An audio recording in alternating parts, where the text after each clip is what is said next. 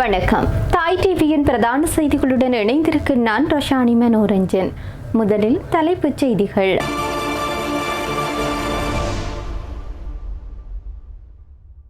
CT. Wickramaratne மரணம் சந்தேகத்திற்குரியது. நளின் பண்டாரி எச்சரிக்கை. இலங்கையில் நிகழும் முக்கியஸ்தர்களின் மர்ம மரணங்கள் விசாரணையை தீவிரப்படுத்தும் அரசாங்கம். கடற்றொழிலாளர்களின் அடையாளத்தை அளிக்க பார்க்கும் அமைச்சர் சந்திரசேகரன். அன்னராசா குற்றச்சாட்டு. சையத்தின் அலுவலகத்திற்கு முதன்முறையாக செல்லவுள்ள ரணில். முக்கிய சந்திப்பில் நாமலும் இணையக்கூடும். அமெரிக்காவின் சக்தி வாய்ந்த போர் விமானங்களை சுட்டு வீழ்த்திய ஈரான் வெளியான அறிவிப்பு. பிரித்தானிய இடைத்தேர்தல். நஜல் ஃபரேஜை எதிர்த்து களம் காணும் 34 வேட்பாளர்கள். இனி விரிவான செய்திகள்.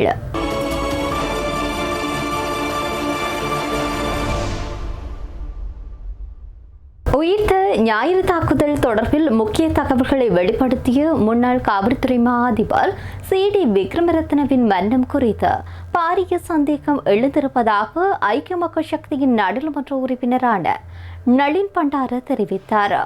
குறிப்பாக இந்த சர்ச்சைக்குரிய சம்பவங்களின் சாட்சியாளர்கள் மர்மமான முறையில் உயிரிழப்பது அச்சுறுத்தலானது என அவர் தெரிவித்தார்.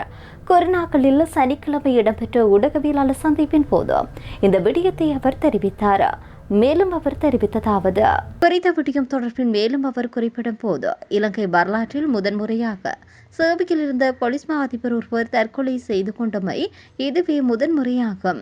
முன்னாள் போலீஸ் மா அதிபர் சி.டி. விக்ரமரத்னவின் மரணம் பாரிய சந்தேகத்தை ஏற்படுத்தியுள்ளது. சர்ச்சைக்குரிய சம்பவங்களின் சாட்சியாளர்கள் மர்மமான முறையில் உயிரிழப்பது அச்சுறுத்தலானது. உயிரிழந்த ஞாயிறு கொண்டு தாக்குதல்கள் சம்பவம் தொடர்பில் முன்னாள் போலீஸ் மா அதிபர் சி.டி. விக்ரமரத்ன பல விடயங்களை வெளிப்படுத்தியிருக்கின்றார். தற்கொலை செய்து கொள்ளும் அளவிற்கு அவருக்கு தனிப்பட்ட பிரச்சனைகள் எதுவும் இருக்கவில்லை என்று குறிப்பிடப்படுகிறது. அவ்வாறான பின்னணியில் இந்த மரணத்தை தற்கொலை என்று அடையாளப்படுத்த ஒரு தரப்பினர் முயற்சிக்கின்றனர். தற்போது சேவையில் உள்ள அரசு சேவையாளர்களுக்கும் ஓய்வு பெற்ற சேவையாளர்களுக்கும் கடும் அழுத்தம் பிரயோகிக்கப்படுவதை அவதானிக்க முடிகிறது. இது முறையற்றதொரு செயல்பாடாகும். அரசாங்கம் இதற்கான காரணத்தை வெளிப்படுத்த வேண்டும் என அவர் குறிப்பிட்டார். முன்னாள் போலீஸ் மா அதிபர் சி.டி. விக்ரமரத்னவின் மரணம் தொடர்பாக முறையான விசாரணைகள் முன்னெடுக்கப்பட்டு வருகின்றன என்றும் இது குறித்து எதிர்க்கட்சியினர் தேவையற்ற அச்சம் கொள்ள தேவையில்லை என்றும் அமைச்சரவை பேச்சாளரும் சுகாதார அமைச்சருமான நளின் ஜெயதிஸ் தெரிவித்தார். கொழும்பில் நேற்று சனிக்கிழமை இடம்பெற்ற நிகழ்வொன்றின் பின்னர் ஊடகங்களுக்கு கருத்து தெரிவிக்கின்ற போது இதனை அவர் தெரிவித்தார். மேலும் அவர் தெரிவித்ததாவது: முன்னாள் போலீஸ் மா அதிபர் சி.டி. விக்ரமரத்னவின் மரணம் அதிர்ச்சியளிப்பதாக உள்ளது. இந்த விவகாரத்தை அரசு அலட்சியப்படுத்தவில்லை. முறையான விசாரணைகள் இடம்பெற்று வருகிறது. எனவே தேசிய பாதுகாப்பிற்கு அச்சுறுத்தல் ஏற்பட்டுள்ளது என்றும் யாருக்கும் பாதுகாப்பு இல்லை என்றும் எதிர்க்கட்சியினர் அச்சப்பட தேவையில்லை.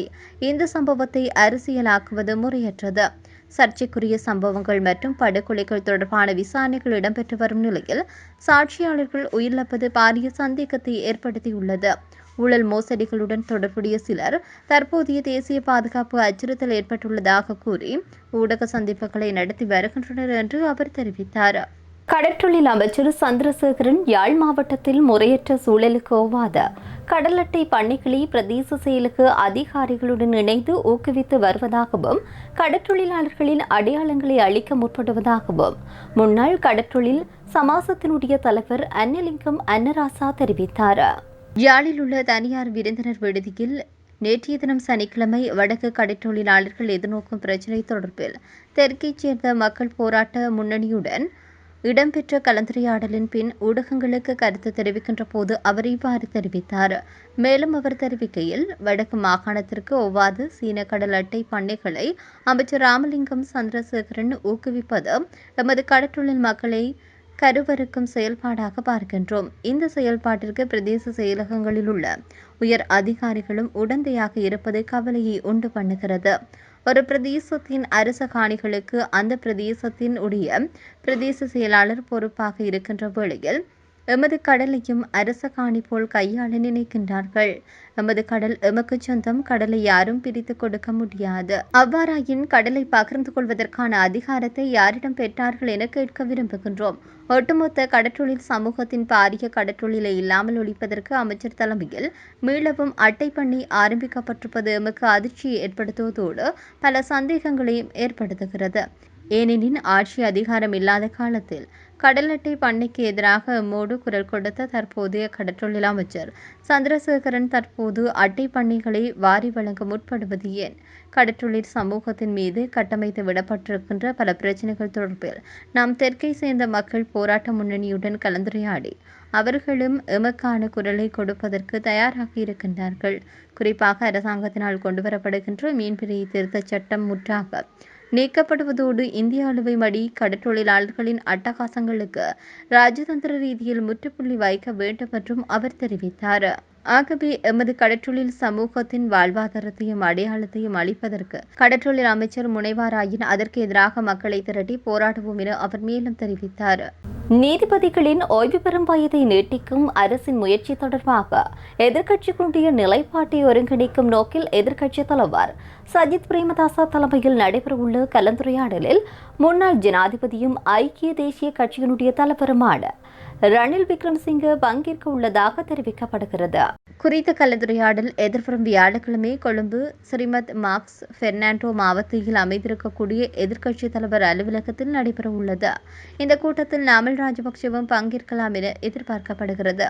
சஜித் பிரேமதாசா எதிர்க்கட்சித் தலைவராக பொறுப்பேற்ற பின்னர் அவருடைய அலுவலகத்திற்கு ரணில் விக்ரமசிங்கே வருகை தரும் முதல் சந்தர்ப்பம் இதுவாகும்.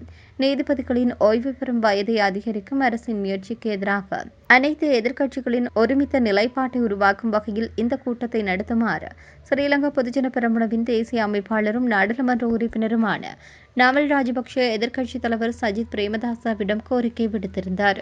இது தொடர்பாக நாமல் ராஜபக்ஷ தனிப்பட்ட முறையிலும் எதிர்க்கட்சித் தலைவரை தொடர்பு கொண்டு கலந்துரையாடலை விரைவில் நடத்துமாறு வலியுறுத்தியதாக தெரியவருகிறது. தான் ஜால பகுதியில் இருப்பதனால் எதிர்வரும் 23ஆம் தேதியை கூட்டத்திற்காக ஒதுக்க முடியும் என சஜித் பிரேமதாசா அறிவித்ததை தொடர்ந்து அன்றைய தினம் கலந்துரையாடலை நடத்த தீர்மானிக்கப்பட்டிருக்கிறது. இந்த கூட்டத்தில் நாமல் ராஜபக்ஷ நிச்சயமாக பங்கேற்க உள்ளதுடன் முன்னாள் ஜனாதிபதி ரணில் விக்ரமசிங்கவும் கலந்து கொள்ள உள்ளதாக தென்னிலங்கை ஊடகம் ஒன்று செய்தி வெளியிட்டுள்ளது. ஐக்கிய தேசிய கட்சி மற்றும் ஸ்ரீலங்கா பொதுஜன பெரமுனவை தவிர எதிர்க்கட்சியில் உள்ள ஏனைய அனைத்து கட்சிகளுடைய பிரதிநிதிகளும் இந்த கலந்துரையாடலில் பங்கேற்பார்கள் என அரசியல் வட்டாரங்கள் தகவல் தெரிவிக்கின்றது. ஈரான் நடத்திய ஏவுகணை மற்றும் ட்ரோன் தாக்குதலில் 2 அமெரிக்க ராணுவ வீரர்கள் கொல்லப்பட்டதுடன் ஒருவர் மாயமாகியிருக்கின்றார். ஜோர்டானில் ஈரான் நடத்திய தாக்குதல்களில் இந்த சம்பவம் நிகழ்ந்திருப்பதாக அமெரிக்க மத்திய கட்டளையகம் தெரிவித்தது. இந்த தாக்குதலின் போது ஜோர்டான் வான்பரப்பில் நுழைந்த 10 ஈரானிய ஏவுகணைகளில் தாங்கள் சுட்டு வீழ்த்தியதாக ஜோர்தான் ராணுவம் கூறியது. இதற்கிடையில் அல்-அஸ்ட்ரக் தளத்திலிருந்து 2 அமெரிக்க போர் விமானங்களை அழித்துவிட்டதாக ஈரானின் இஸ்லாமிய புரட்சிகர காவல்படை உரிமை கோரியுள்ளது. பிரித்தானியாவின் வலதுசாரி ரிஃபார்ம் யூகே கட்சியினுடைய தலைவரான நஜல் ஃப்ரேஜ் தன்னுடைய நாடாளுமன்ற உறுப்பினர் அண்மையில் பதவி விலகியதை அடுத்து கிளாக்டன் தொகுதிக்கான இடைத்தேர்தல் அறிவிக்கப்பட்டுள்ளது. இந்த இடைத்தேர்தலில் மீண்டும் போட்டியிடும் ஃப்ரேஜை எதிர்த்து சாதனை அளவாக 33 வேட்பாளர்கள் களமிறங்கியுள்ளனர். பிரித்தானிய நாடாளுமன்ற தேர்தல் வரலாற்றிலேயே ஒரு தொகுதியில் மொத்தம் 34 வேட்பாளர்கள் போட்டியிடுவது இதுவே முதன்முறை என்று இந்த தேர்தலை நடத்தும் டெண்டரிங் மாவட்ட நிர்வாகம் தெரிவித்தது.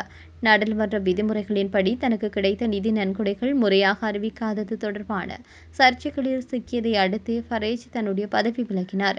குறிப்பாக கிரிப்டோ கரன்சி தொழிலதிபர் ஒருவரிடமிருந்து 5 பில்லியன் பவுண்டுகள் மதிப்பிலான தொகையை பெற்ற விவகாரம் பெரும் பூதகரமானதை அடுத்து இந்த பதவி விலகல் நிகழ்ந்தது. இருப்பினும் தன் மீதான குற்றச்சாட்டுகளை மறுத்துள்ள ஃபரேஜ் தான் மீண்டும் நாடாளுமன்றத்திற்கு செல்வதை மக்களை தீர்மானிக்கட்டும் என தெரிவித்தார். பிரித்தானியாவின் முக்கிய அரசியல் கட்சிகள் இந்த இடைத்தேர்தலை ஒரு ஊடக சர்க்கஸ் என்று கூறி போட்டியிடாமல் புறக்கணித்தன. இதன் காரணமாக சிறிய கட்சிகள், சுயேட்சை வேட்பாளர்கள் மற்றும் நையாண்டி பிரச்சாரர்கள் இந்த தேர்தலில் அதிகளவு களமிறங்கியுள்ளனர். இவர்களில் தலையில் ஒரு லோக குப்பை தொட்டியை அணிந்து கொண்டு ஹவுன்பின் பேஸ் என்ற பெயரில் போட்டியிடும் நகைச்சுவை நடிகர் ஜான் ஹார்வி மற்றும் பல தசாப்தங்களாக பிரித்தானிய தேர்தலில் நையாண்டி அரசியல் செய்து வரும் ஒபிஷியல் மாஸ்டர் டேவிங் லூனி கட்சியினுடைய தலைவர் ஆலன் ஹோப் ஆகியோர் ஃபரேஜுக்கு முக்கிய சவாலாக விளங்குகின்றனர். இவர்களுடன் தீவிர வலதுசாரி நடிகரான லாரன்ஸ் ஃபாக்ஸியும் போட்டியிடுகின்றார். எதிர்வரும் ஆகஸ்ட் மாதம் 13 அன்று நடைபெறவுள்ள இந்த இடைத்தேர்தலில் ஃபரேஜ் வெற்றி பெறுவதற்கு 95% வாய்ப்புகள் இருப்பதாக இணையவழி கணிப்புகள் தெரிவிக்கின்றன. இத்துடன் தாய் டிவியின் பிரதான செய்திகள் நிறைவடைகின்றன. நன்றி.